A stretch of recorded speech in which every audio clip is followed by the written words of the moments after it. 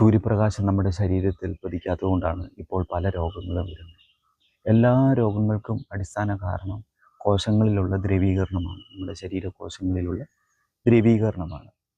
അപ്പോൾ സൂര്യപ്രകാശം നിരന്തരം എല്ലാ ദിവസവും നമ്മുടെ ശരീരത്തിൽ പതിക്കണം. ഈ നമുക്ക് ചുറ്റുമുള്ള എല്ലാ ജീവജാലങ്ങളും അത് സൂര്യപ്രകാശം കിട്ടുവാൻ വേണ്ടി അവർ ശ്രമിക്കുന്നുണ്ട്. ഇപ്പം നായയായാലും പൂച്ചയായാലും അവർ ഈ രാവിലത്തെയോ വൈകുന്നേരത്തെയോ ഇളം വെയിൽ അവരുടെ ശരീരത്തിൽ പതിപ്പിക്കുവാൻ അവർ ശ്രമിക്കും.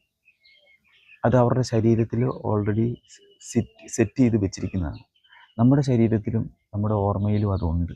പക്ഷെ നമുക്കത് മനഃപൂർവ്വം നമ്മുടെ ചിന്തകൾ കൊണ്ട് നമ്മൾ മാറ്റി വെച്ചിരിക്കുകയാണ്. അപ്പോൾ സൂര്യപ്രകാശം നമ്മുടെ ശരീരത്തിൽ പതിക്കുമ്പോൾ സംഭവിക്കുന്ന ഒരു ഊർജ വ്യത്യാസം അത് നമ്മൾ തിരിച്ചറിയണം.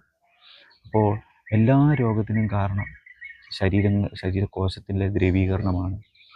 ശരീരത്തിലെ കോശങ്ങളിൽ നിന്നാണ് രോഗം തുടങ്ങുന്നത്. അതായത് തൊലിക്ക് പുറമേ ഉള്ള അല്ലെങ്കിൽ തൊലിയിലുള്ള കോശങ്ങളിൽ നിന്നാണ് രോഗങ്ങൾ ഉള്ളിലേക്ക് കടക്കുന്നത്. രോഗം മൂർച്ഛിച്ച് നമ്മുടെ അവയവങ്ങളിൽ എത്തിക്കഴിയുമ്പോഴാണ് സാധാരണ നമ്മൾ തിരിച്ചറിയുന്നത് ഇത് രോഗമാണ്.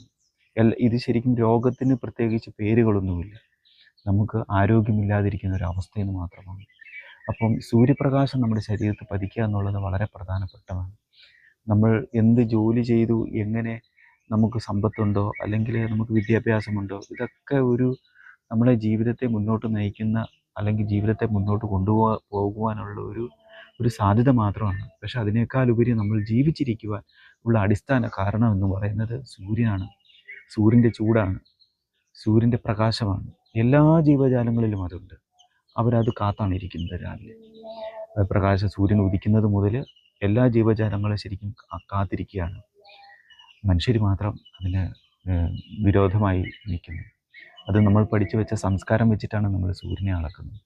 നമ്മൾ നമുക്ക് അറിഞ്ഞു വെച്ച സംസ്കാരം വെച്ച് സൂര്യനെ അളക്കാൻ നമുക്കാവില്ല. നമ്മൾ ആരുമല്ല. അപ്പോൾ ഓർക്കുക, സൂര്യപ്രകാശം വളരെ പ്രധാനപ്പെട്ടതാണ് നമ്മുടെ ജീവിതത്തിൽ.